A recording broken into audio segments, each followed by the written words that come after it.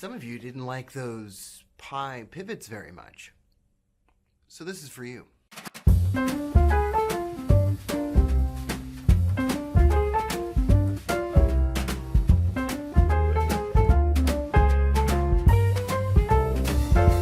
Hey, what's happening, everyone? How you doing? Hey, everybody. Some of you didn't really like those the pi pivots. So I thought the best idea would be today to do more of the pi pivots. Anyway, I'm captivated by this idea that they are slightly different than regular pivots. In particular, the S1 and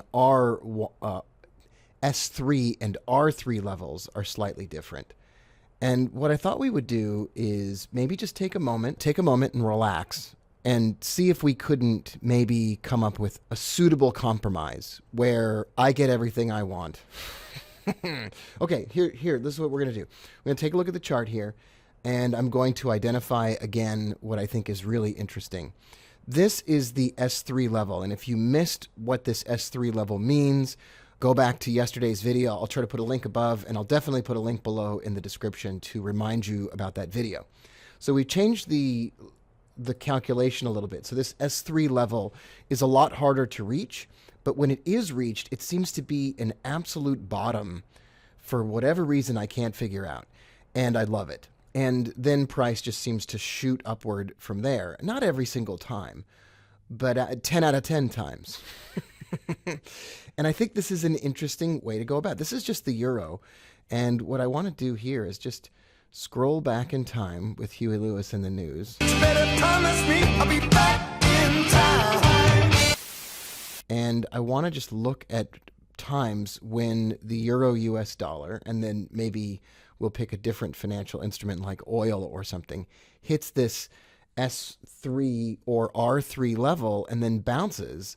So it's like a little bit of back testing. And I can't find very many examples where it hits the R3 level, and I think that's really interesting. But I can find times when, if this is day one, when the pivot appears, on day two, the very next day, that R3 is hit, and it's still a pretty reasonable reversal area.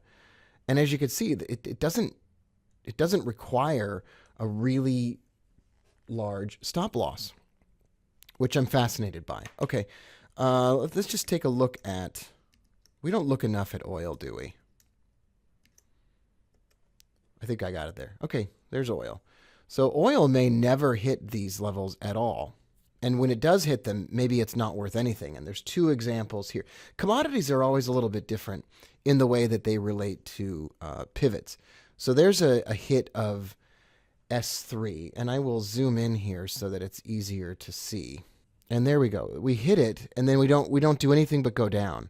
So what, right? Because we have a stop loss in place, and it's not going to really matter that we could just stop out of that one. Big deal. Big deal. Doesn't matter. And then we hit it again. And if you're trading futures and you're just going for some ticks, this is pretty interesting. We print this super awesome looking exhaustion candle, and then we bounce up and we hit the next day's regular old pivot point. It makes me wonder if we can put exhaustion candles on this chart as well, which I think that we ought to do. Now, for those of you that are interested in getting your hands on the TradingView version of these pie-shaped pivots, what I will do is put a link below this video on YouTube, or if you're watching on Facebook, I'll put a link to download that code or add that script to your charts. And a special shout out to Michael, Path member and a lifetime member, who helped me get this code done. I didn't give him enough credit yesterday, so I owe you an apology, Michael. You probably spent all day wondering why I didn't even mention you. Like I didn't even remotely mention you. That was really rude. See, we almost hit R3 a lot, and then we have some pretty sweet reversals. I don't know the exact way to build the whole methodology, but I think that there is something to what we're doing here.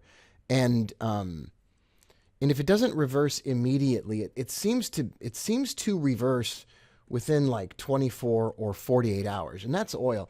Let's take a look at an ETF. Let's look at the SPY. The SPY, we're going to have to go down to like a 15-minute chart when we look at equities or ETFs, just because of the way that they're not a continuous contract like they are in FX. Okay, there we go. We hit R3 right here. And do we move lower after that? No, we don't. But we hit R3 then a day later or so. I don't have any problem with stopping out. Or, you know, basically, let's say that it hits R3 here. We could, for example, buy a put that expires 2 days from now. And if that expires worthless, then big deal. Who cares? That doesn't matter at all. It's pretty interesting. I really like the way this is shaping up. And you can look at your own favorite financial instruments.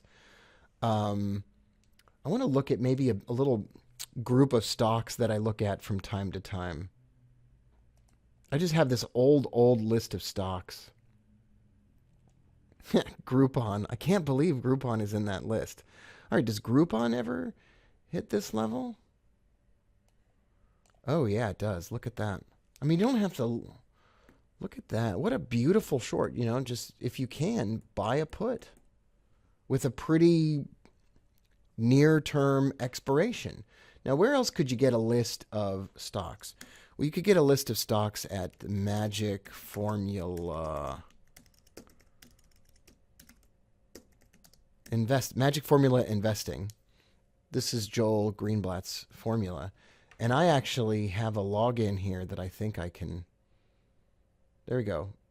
Let's look at market cap has to be at least 50 million. Get a list of 50 stocks. And Lam Research Corporation. In case you're on the Lam, LRCX. Let's just take a look at it. Beautiful. Now, do we have any examples? I want to see some buying of stocks. I want to get some buying in here. So is there a moment in time when we can get a buy trade? We get close to hitting. There we go. There it is. I don't mind it. I think it's pretty reasonable. Check that out for yourself. And let's now put on the chart the exhaustion bars. And we'll put only the major exhaustion levels on here. And look at that. When we're hitting this S3 level, we're also producing bullish Knoxville divergence. We've got an exhaustion bar, that's in green, and we're hitting S3 all at the same time. That's absolutely magnificent and glorious. That's really cool. Another comment from yesterday was that I seem to be moving around a lot of different systems and showing you a lot of different things. And that's exactly right. Because I like to, and I do apologize for those of you that love to be focused. I don't want to take the emphasis off of trading with the robots, but I have my Honeymoon Finch robot turned off for the rest of December. I locked in my gains for the year, and then in the first or second week of January, I'll turn that back on. Those of you that are interested in robots, I'm building a whole new set of robots. I'm going to build one for this right here. I'm going to build the, what are we going to call this one? Hey, let's name it. In the comments below, give this robot a name. I'll send $100. I'll send $100 to the winner. How about that? So if you're watching on YouTube, we'll just do it on YouTube only. If you're watching on YouTube, give this robot a name. We're going to build a robot that trades stocks and currencies and futures. And it's going to trade when we hit S3 or R3. Sound good to you? Sounds good to me. If you like that idea, give that robot a name. And special consideration will be given to those of you that give it the most ridiculous name possible. I love you all. Thank you so much for being here. I'm Rob Booker, and I will see you tomorrow.